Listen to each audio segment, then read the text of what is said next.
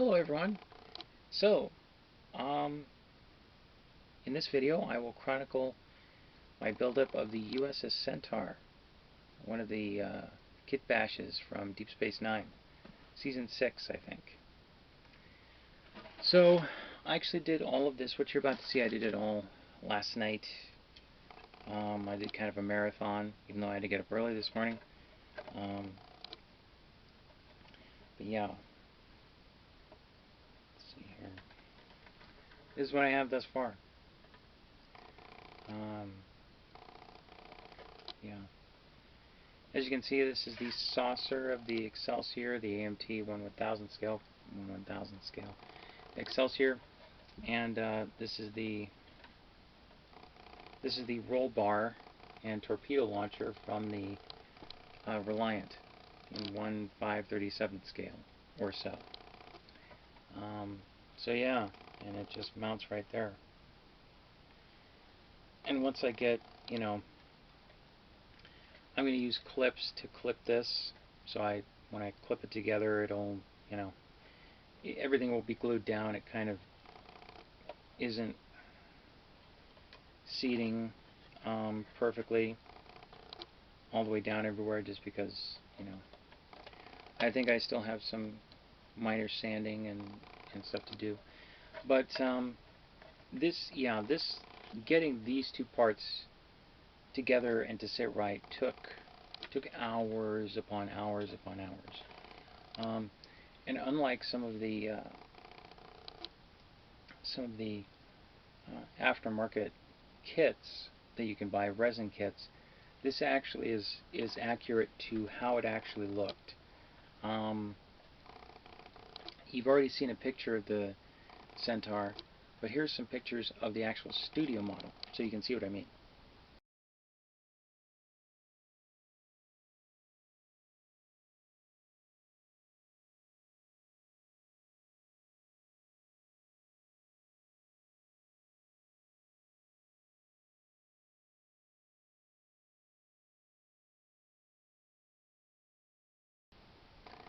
So as you can see, the roll bar is actually chopped up. And I had to, I chopped a little bit too much of it off of the side here, so I had to add some sheet styrene to it. Which, it happens when you're doing kit bashes. And you're trying to replicate something by cutting away material, and using only pictures. Although now we have some pretty damn good pictures. We didn't have a lot of pictures before. And you have to cut away at the rear section here, the impulse area. I actually had to do this twice, and luckily I had another saucer with another one of these. So I was able to get it and make it a lot nicer. Let's see here. Here's one nacelle. I've started on it. I've actually filled that panel in. I'm going to be sanding it here at some point. When I prepare myself mentally to do so. I hate filling and sanding. That's why I don't do it. Let's see here. So, I want to give a shout out to Linda. Thank you, Linda, for giving me these parts. I bought them, but basically what I paid Linda for them, I don't even think covered shipping. So she was very sweet and very awesome, and she basically gave these parts to me. So yeah. So unlike the U.S.S. Curry and the U.S.S. Jaeger, this model is actually very much more involved, and you actually need more kits to finish this. If I were to buy all of the kits and everything that I needed, I'd be spending well over $100 just for this model, just to replicate the studio model. Because remember, these are being built by people who worked for Paramount. So they weren't under any kind of real, budgetary thing. If they went out and spent $500 on model kits to get shots, which if they'd done them any other way would have cost, hundreds of thousands, I mean, $500 is nothing when you're just going out and buying model kits and building actual studio models. So, um,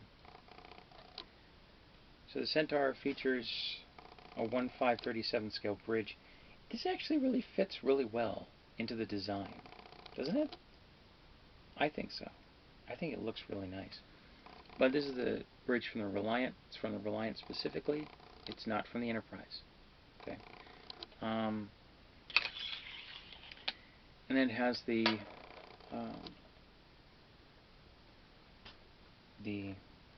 shuttle bay affixed to the top front of the saucer.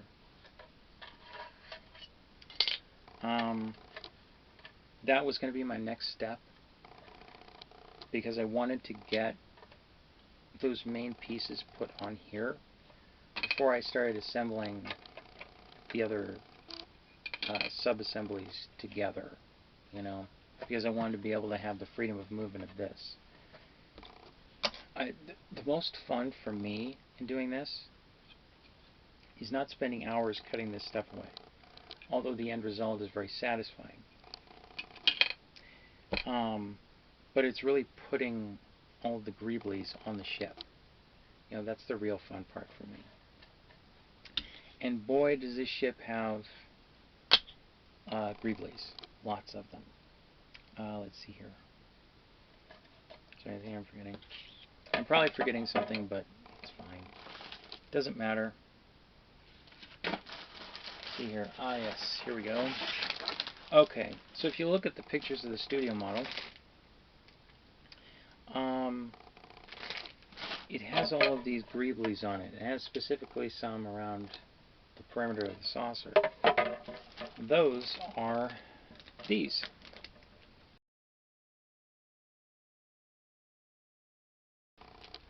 They're tank treads from a Panzer, German tank. So I actually I had a hard time finding these.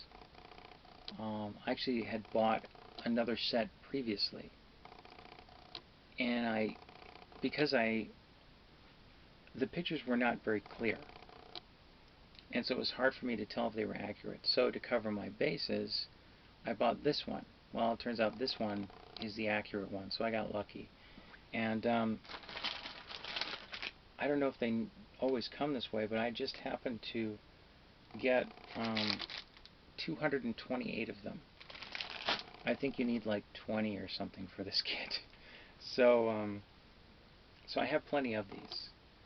I wasn't gonna get rid of them because you never know when you might be able to use these.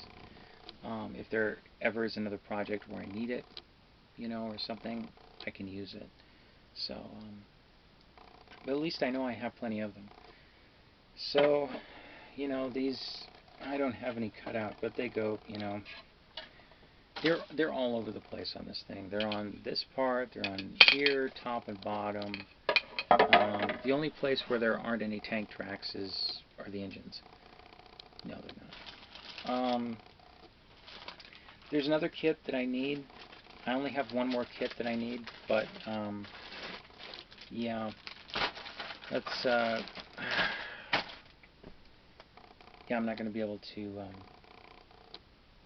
afford that. It's becoming somewhat rare, and so the prices are just outrageous.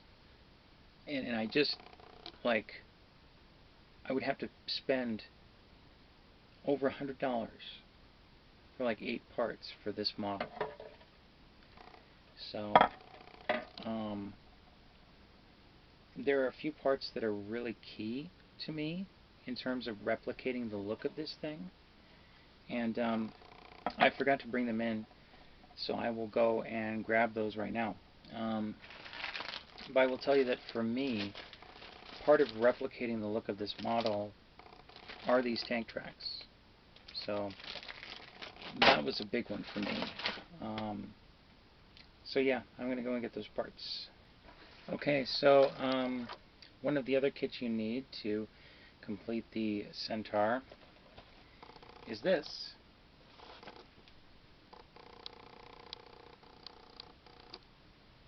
And these are readily available on eBay. You can get them fairly cheaply.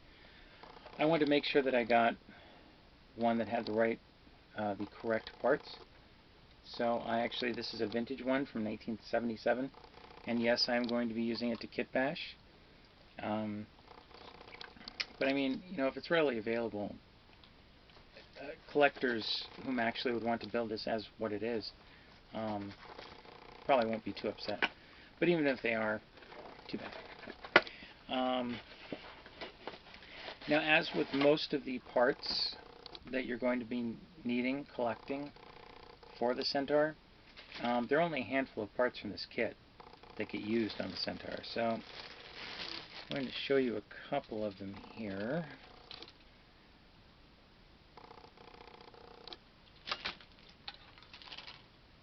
And maybe you can, you might be able to get lucky and just find the parts tree.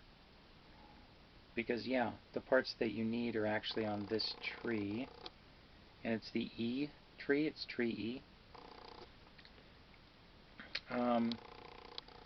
So the parts that you need these two outer pieces right here.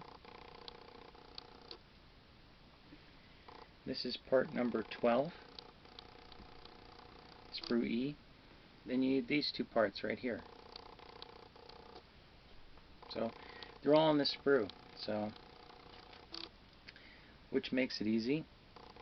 And these two parts right here are part numbers 23 and 26, and they're kind of techy looking. I think that's why Adam Buckner used them on the Centaur, and they go on the bottom of the saucer.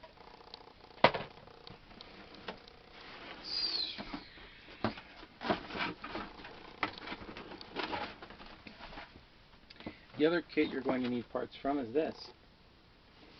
Now, the advantage of buying one of these is that you can then use this for a Jaeger. So you'll be able to, you can use it for two of the kitbashes, and that's the only reason I'm able to do the Jaegers, because I have this, because I need the parts for the Centaur. I remember building one of these when it came out. It only came out a few years apart, you know, so. But you need these from the Maquis ship. Maquis Raider. And they go right here. And then the smaller one, remember you need three, two of this size and one of the smaller size. This one gears right here. So, yeah. The other thing you'll need from the Excelsior, actually, you'll need two rearward facing torpedo launchers. And I will bust out one of those, yes. This. And one goes on the back here, like this. And then the other one, I think I've modified this one actually to fit underneath here. I need one right down here, like that. So, yeah. The last kit you'll need is a 1/32 scale F-15, and I think it's Rebel or Monogram. So yeah, that's the kit that I'm probably not going to be able to afford. So so I was saying before about if I can find those friggin' parts again.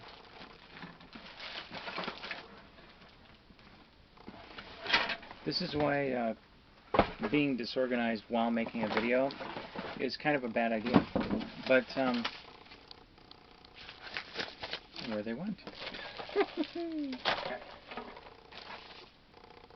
So before I was talking about the character of the ship. Excuse me. Just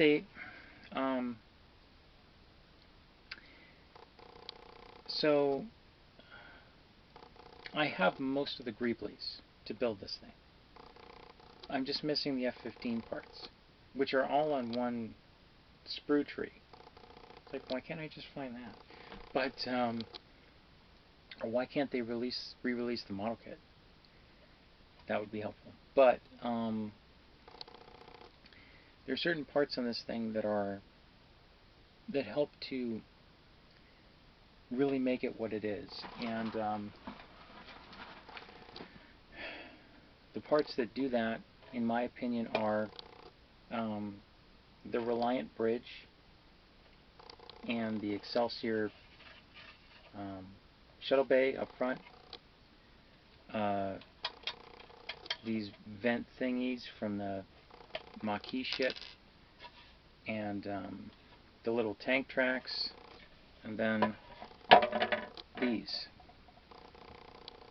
little guys, these four little guys right here. These are the mega phasers from the Reliant. I think they were just regular phasers, but why then would they be separate from the standard phasers that were on the saucer? I don't know. That's why for decades they've been calling them mega phasers, ever since the movie came out, pretty much. So basically the parts that I have right now are pretty much everything I need to build the ship to the extent that I really feel largely satisfied. Yes, I'm trying to replicate the studio model, but that may not be possible for me. So I just have to deal with that. But I have all of the parts necessary to really get the character of the ship. You know, in the episode, when you see it flying around, you don't see the tank tracks, you don't see the F-15 parts, you don't see a lot of that stuff. Well, okay, maybe you see a couple of the tank tracks from the bottom. But it was just meant to be kind of a different shape, you know, to establish a different type of starship. So, yeah. So there's that.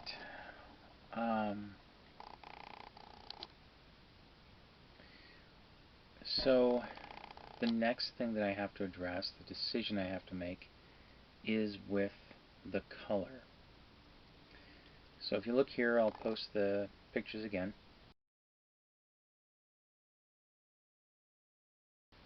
Right. So if you look at that picture, you'll notice the color palette is very, well, it's more muted than, say, the Curry or the Jaeger.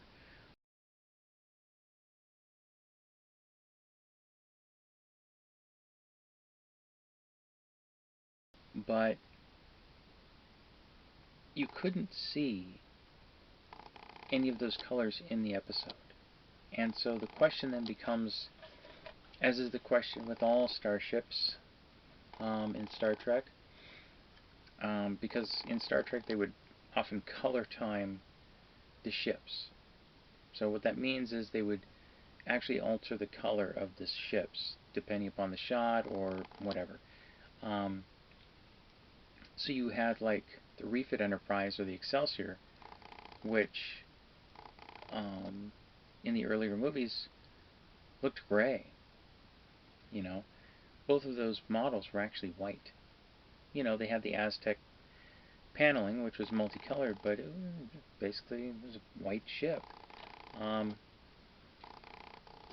They looked gray on screen.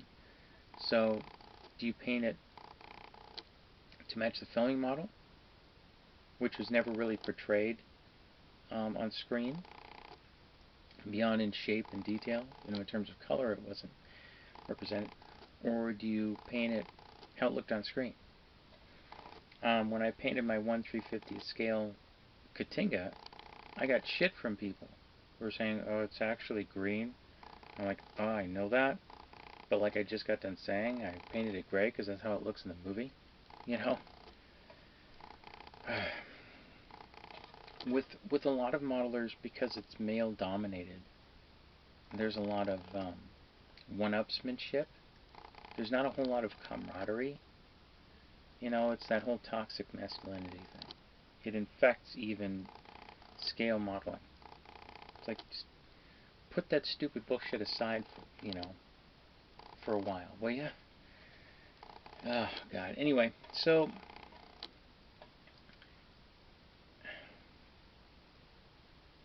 the question is, do I paint it like the filming model? I don't know.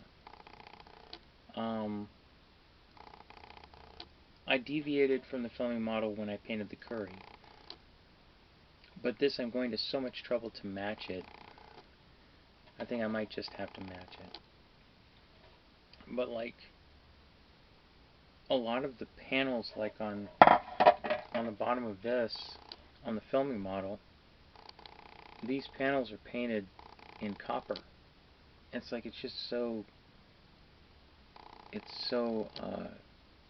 garish, that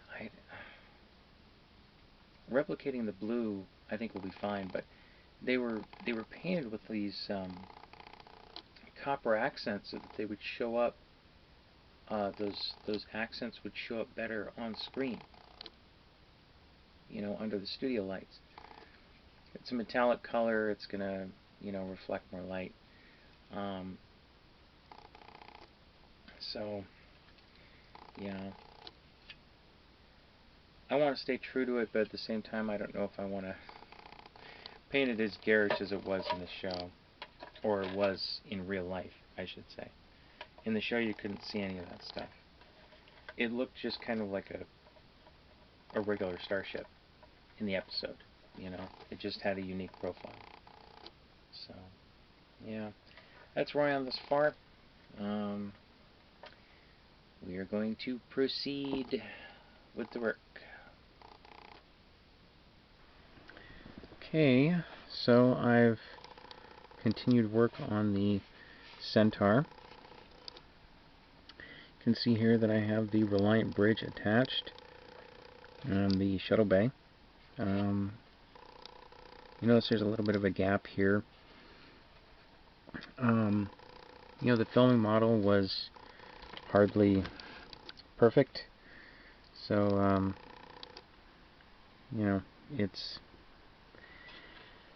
they were kind of done in a hurry, and so I'm not too worried about a minor gap like this. That and trying to sand that would be a pain in the ass. I did a little bit better job on this side.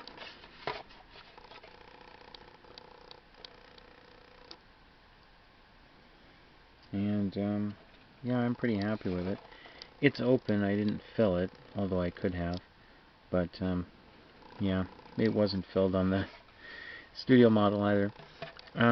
So there's the piece that goes right here on the back of the bridge is actually used right here on the bottom of the saucer. And so, although the actual studio model did have that piece, the original piece installed, they just robbed that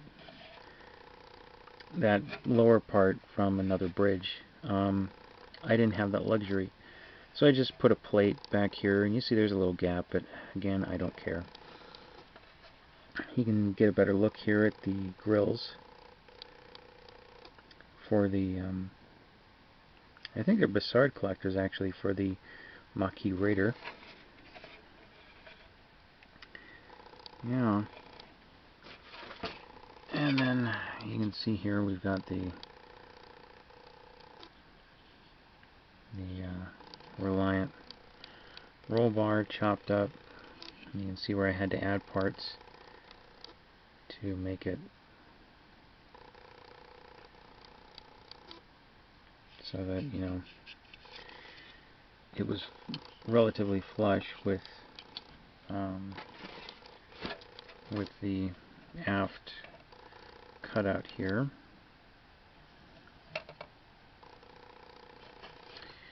And now in the original studio model, this part back here, I don't know if you can see it, you might notice a color difference.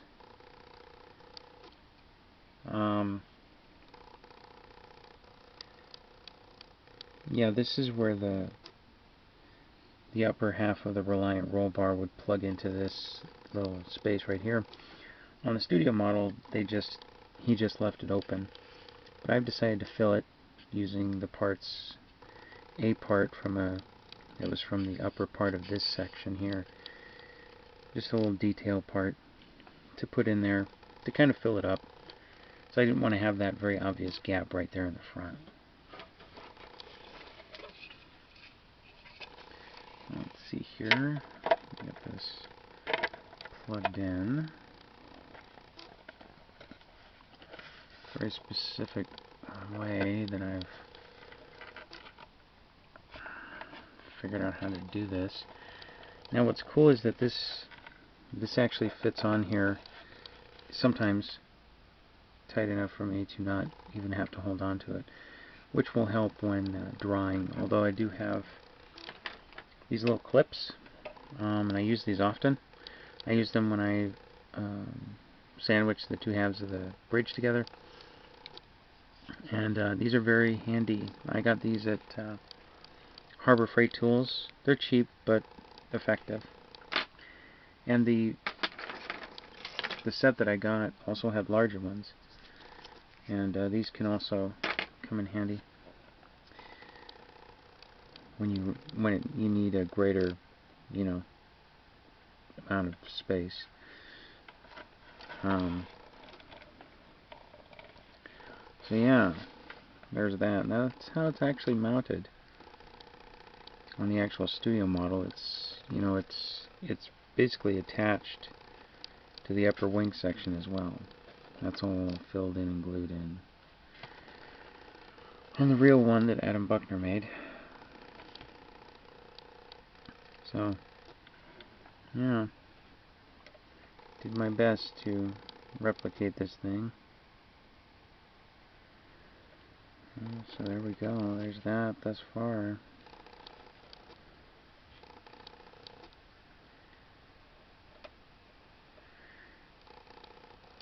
So happy to be able to replicate the actual studio model, at least to whatever extent I can.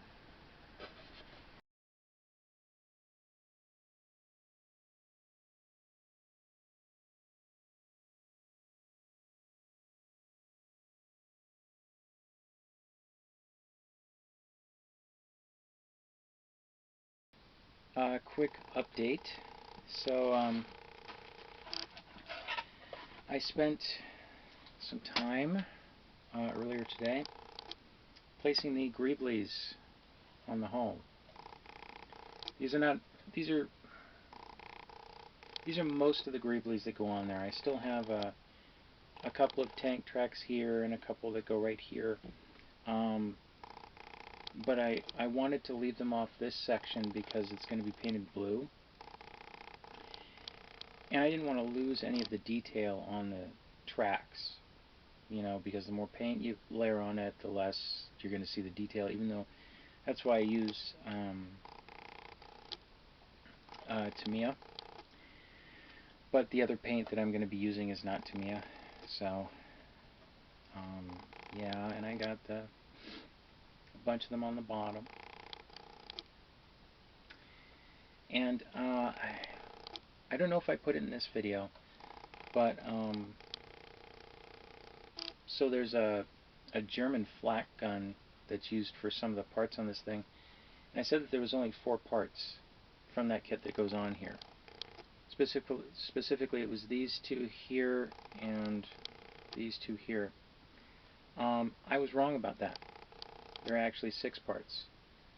These here these two thingies right here. And these are, I don't know what parts they are, but they're attached to these. So if you ever build this thing, just know that, okay, you have these things. Well, the parts that you cut off, you flip upside down, and they go here. So, yeah.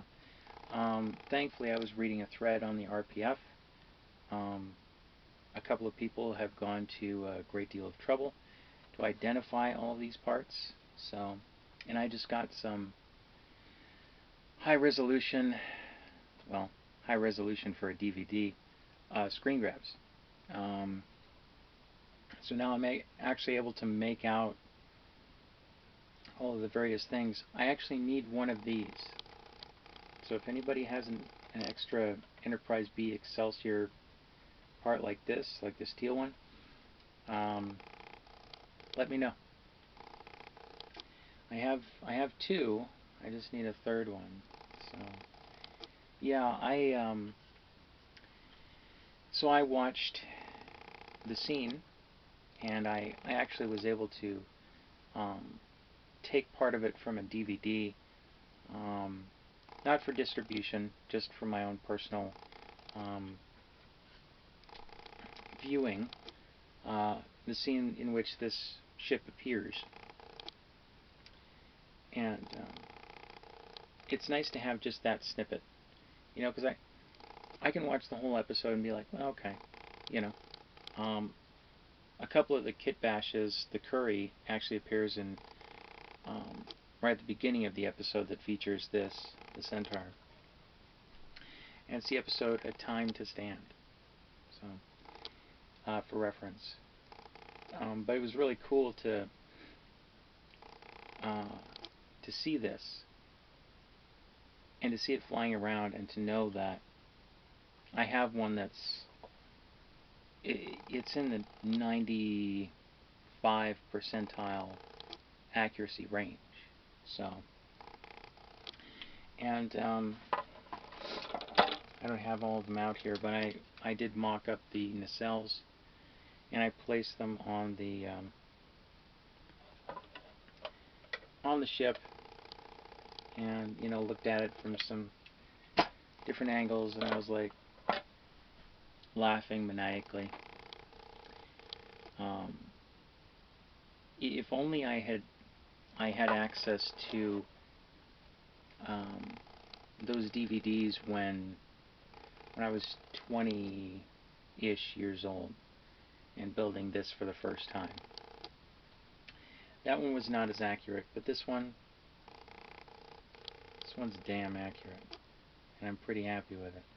I did break off this little thing on the top, this little fin that's attached to the tank tread. Yeah, snapped it right off, because I was testing them to make sure that they were really securely glued onto the ship, because I had accidentally broke one of them off earlier today. And yeah, oh well. Once it gets the paint on there, nobody will notice. So yeah, for people that are into props, you know, studio scale models and kind of oddball ships, this would be a really interesting conversation piece. If I said to any just random person, probably most of the people that are going to watch this video, maybe, oh, I built the Centaur from Deep Space Nine, they're going to be like, what the fuck is that? You know, they're going to imagine some dude melded with a horse. You know, what's a Deep Space Nine? You know, but is that some new Mars rover? But yeah, this is kind of one of those things that, I don't know, maybe 10, 15, 20% of modelers would tackle. You know, it's so esoteric, and you have to, it takes so much dedication to make it happen. So yeah, but it's kind of one of those passions for me. I love props. I love replicating accuracy. It's actually kind of an achievement. It's not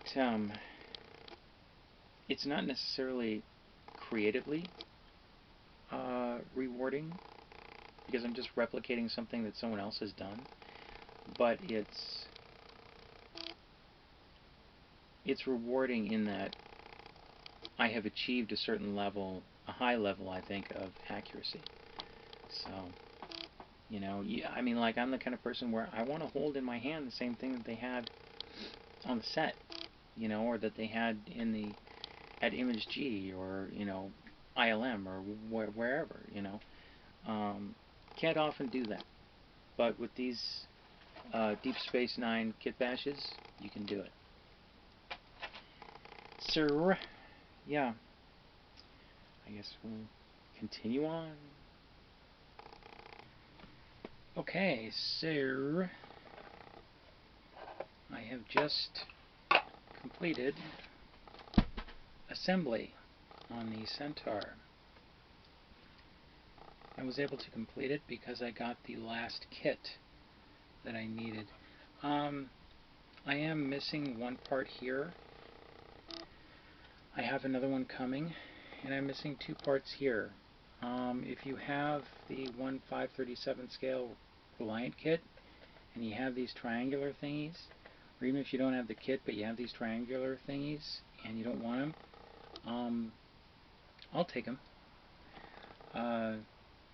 So yeah, the last kit that I needed to get, and here's the top. Just look at how many Greeblies this thing is encrusted with. It's crazy.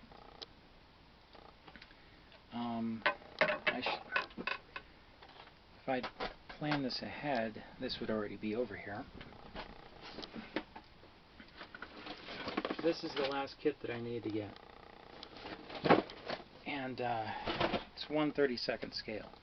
So if anybody wants a 1/32 scale F-15, I have one. See here.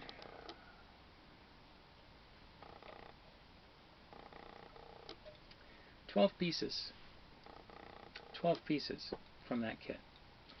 Yeah, mostly the landing gear. But yeah. And the wheels, these are wheels. Oh man.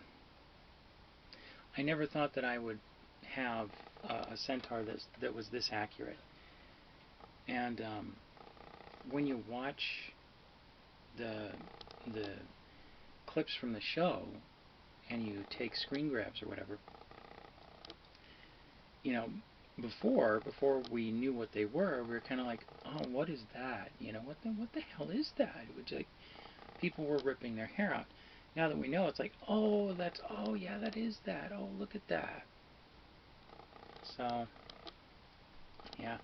And I have the parts from the Klingon battle cruiser. I did mold those and do castings of it, so I can still build my battle cruiser, which I'm also encrusting with Greeblies. And look at this. This is one part. This piece right here, this tan piece, that's one part from one tank kit. Thankfully, I didn't have to buy the whole kit because they're somewhat expensive.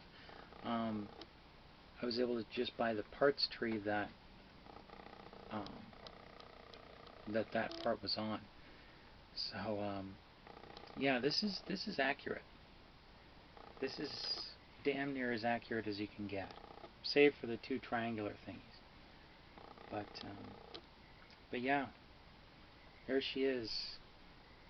So I'm going to wait for these parts to dry and to cure fully and onto the model, and then I was going to start painting. I was going to do my primer coat, Tamiya white primer. I do have other parts, tank tracks that need to go here. I was debating as to whether or not I should do it before or after painting, you know, painting the parts on their own and then affixing them to the surface. But yeah, I was going to do Tamiya white primer and then Tamiya insignia white, just like my curry. So yeah, there she is. After 20 years or something, I have an accurate representation of this. I'm sorry, I don't know if you can see this or not. I can't see through any viewfinder or anything. I wish it had one that would flip my way so I could see what the hell was on screen, but yeah, whatever. Yeah, there she is. Yay. Anyway, moving on. Hello everyone. So, here we are. This is the completed Centaur, pretty much. I have not yet painted the warp grills blue, and I have not painted any of the windows. So those are to come. Let's see if I can. I don't know if it needs to be raised up. Hopefully you guys can still see it. So yeah, so like my U.S.S. Curry build, I painted this in insignia white. I used Tamiya white primer. Then insignia white over that. The blue is it's azure blue. I can't remember who made it. Is it Mission Models or something? I don't know. It's one of those. And it's really nice paint. It goes down really well. And it's nice and matte, you know, flat. But if you you paint it on, you let it sit for a couple hours, and then you start handling the model again, it will rub off. And it did rub off of the edges on this part here. I thought it's going to be weathered anyway, so it's fine. I did get 2 more triangular thingies, and I got the other, I don't know which one it is, I think it's this one. I got the third warp field thingy from the Enterprise B. Yeah, there it is. An accurate Centaur. I think this might be the first accurate Centaur put onto YouTube. I've done searches just as research, and I couldn't find any. There are some on the internet, like on Facebook and stuff. The RPF, they have a really great replica prop forum. They have a really great thread, which has lots of information. In that thread, they have call-outs for all the parts. So just go to the RPF and search for Centaur, and you should find it.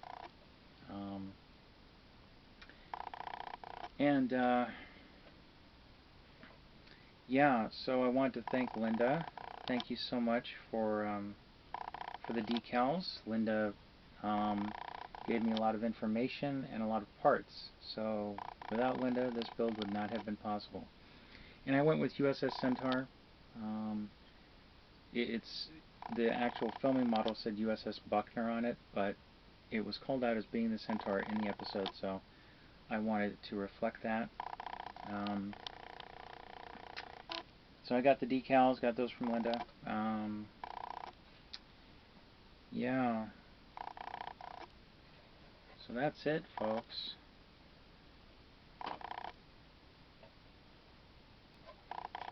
Get a good look at it from the back.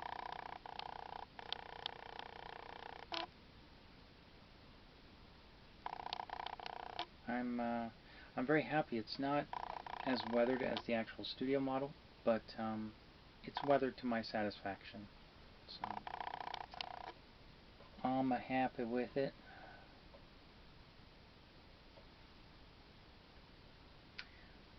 Yeah, built one of these eons ago, and I had the basic shape right, but I didn't have all the Greeblies, and so now it's really cool to have one that has all the Greeblies.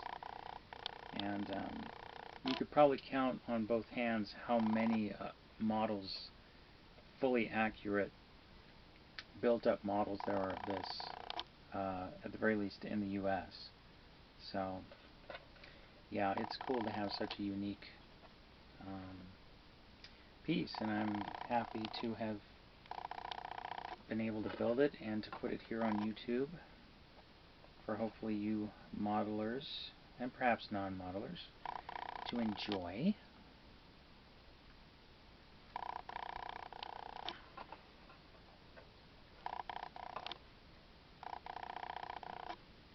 Just kind of an ugly little spud, but cool in her own way.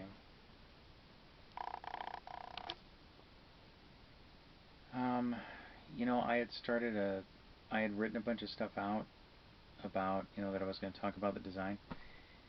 Yeah, it wound up getting deleted. So, I guess it's just really more of a show-off than.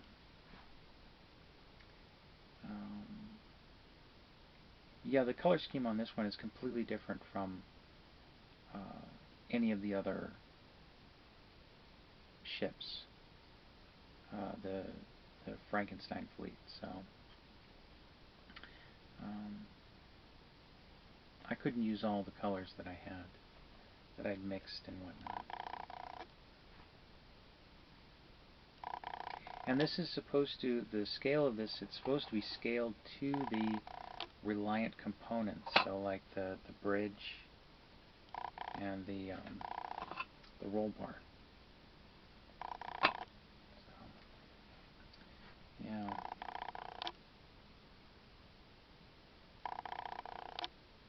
Yep. It's wild. I didn't do the copper. I omitted some of the copper. Just because it was a little too garish for me. And you couldn't see it in the episode anyway. So, but I had to paint the Greeblies copper because it didn't feel right without that. So it's kind of an amalgamation. It's how I wanted to do it. You know, the accuracy is primarily with parts used. So yeah, I guess that's that. Hope you liked the video, and see you next time.